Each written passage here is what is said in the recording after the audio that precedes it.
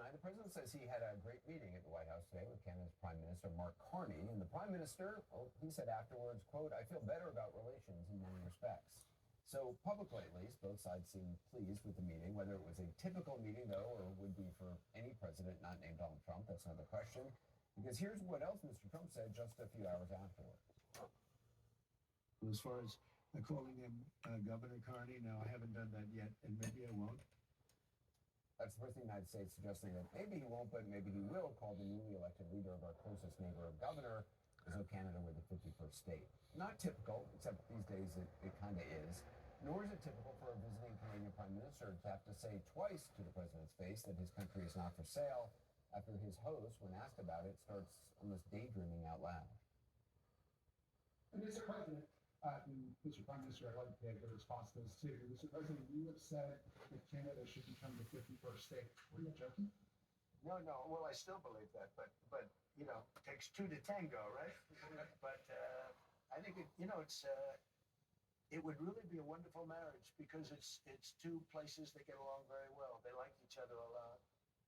Well, if I may, as you know from real estate, there are some places that are never for sale. That's true. We're sitting in one right now, you know, Buckingham Palace, and you visited as well. That's true. And having met with the owners of Canada over the course of the campaign last several months, it's not for sale, won't be for sale ever.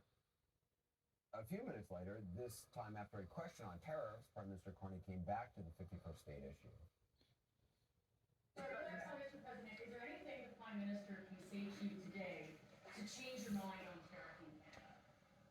Tariffing cars? Tariffing Canada. Is there anything he can say to you in the course of your meetings with him today that would get you to lift tariffs on Canada? No. Why not? That's the way it is. If Canadians don't want it, would you respect that? Sure I will. But this is not necessarily a one-day deal. This is over a period of time they have to make that decision. Yes, go ahead. Yeah, if I may. Well, respectfully, Canadians' view on this is not going to change on the 51st state. The president also talked tariffs and showed impatience of being asked about whether he's reached any trade agreements with any country so far. Just to finish, we also have a situation, because everyone says, when are you going to sign deals? We don't have to sign deals. We can sign 25 deals right now, Howard, if we wanted. We don't have to sign deals. They have to sign deals with us. Well, keep it honest, the president is now just 3 days shy of a month into his 3-month tariff pause, time which he said would be used to strike trade agreements with the rest of the world, especially China, which he exempted from the pause and raised tariffs on to 145%. So far, however, the administration has announced 0 agreements with 0 countries, and by the sound of the president's answer, there might not be any, which, by the way, is not surprising. In normal times, in past administrations, trade deals have taken many, many months, even years to hammer out. The idea that even a framework for trade agreements would happen this fast was unlikely, but this president did put a timer on it. And when asked more specifically about China, the administration's responses have been all over the place. Mr. President, you said that you have spoken to President Xi. When did that happen? China says it hasn't happened. I spoke to him numerous times. So can you clarify, is the administration talking to Beijing specifically about tariffs or not? Well, we're not going to talk about who's talking to whom. Setting the stage for a deal with China, what does that mean? Has the president spoken directly with Xi yet? I don't have anything to read out on a direct talk between the president and President Xi. Have you had any conversations with your Chinese counterpart? Has there been anything between you and the Chinese? I think we've had soft, the way I would say it is soft entrees, through intermediaries and those kind of comments. Well, as for the president, he was asked about China during a lengthy interview about 2 weeks ago with Time magazine. The question was, will you call President Xi if he doesn't call you? President Trump said no. No, you won't. Nope. Question, has he called you yet? The president, yep. When did he call you? The president, he's called, and I don't think that's a sign of weakness on his behalf. Now, the Chinese have consistently denied that any such call happened, and today, testifying before Congress under oath, Treasury Secretary Scott Bessent said that the two countries have not even started talking trade. There are 18 very important trading relationships.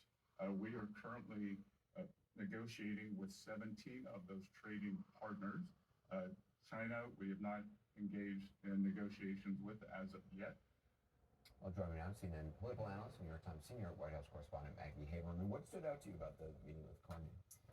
Many things. The main one is that all of these foreign leaders go into the Oval Office with President Trump in something of a no-win situation because the president sets the terms of what he wants it to be. He did a truth post before this meeting started.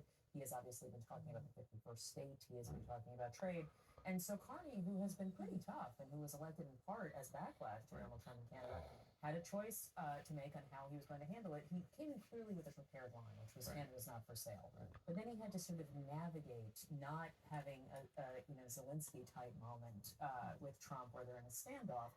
He seemed to have, but again, it was all on President Trump. Well, it was so interesting. I mean, the only thing to compare it to is kind of the Zelensky on one end of the spectrum. The very far end. Right, and then there's the British Prime Minister presenting a golden letter from the Buckingham Palace with like double plus good invitation. Right, and not being in total disagreement with him, but occasionally, or not being in total agreement with him, occasionally voicing some disagreement when they were at their separate podiums. This is somewhere on that spectrum.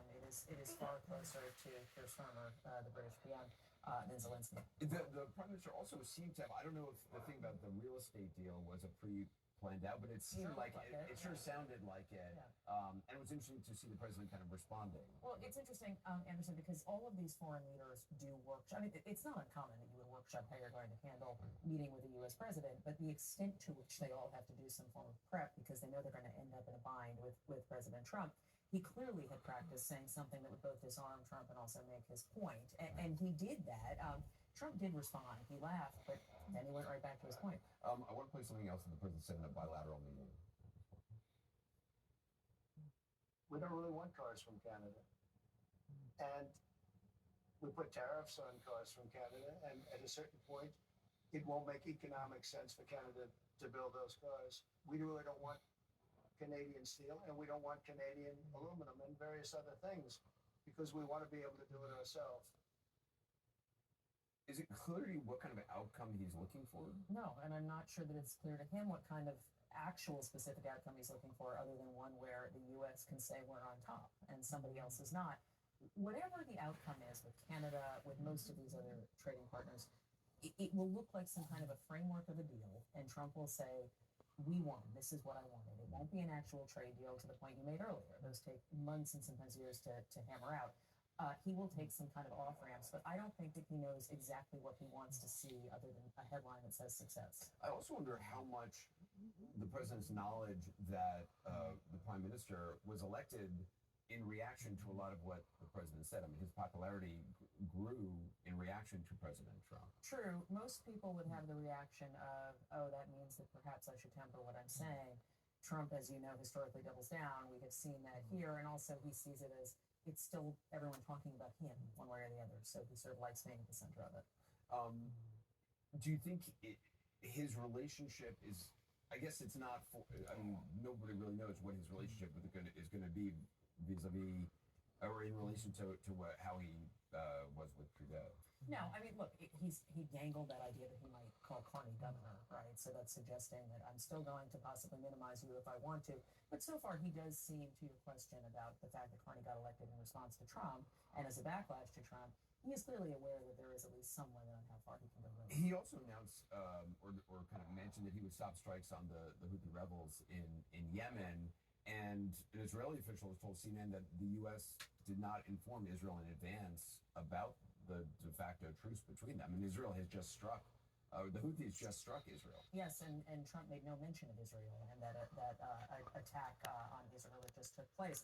Look, I think this is an outgrowth, as I understand it, of some of what Steve Witkoff, who was just sworn in as the envoy, the special envoy to the Mideast, has been working on in Oman. It was Oman officials who announced this. We'll see what it looks like. I mean, there was some report that the U.S. military strikes were still ongoing after Trump said that. So, this will either open up a change or it won't, but we'll see. Maggie Haberman, thanks so much. Appreciate it.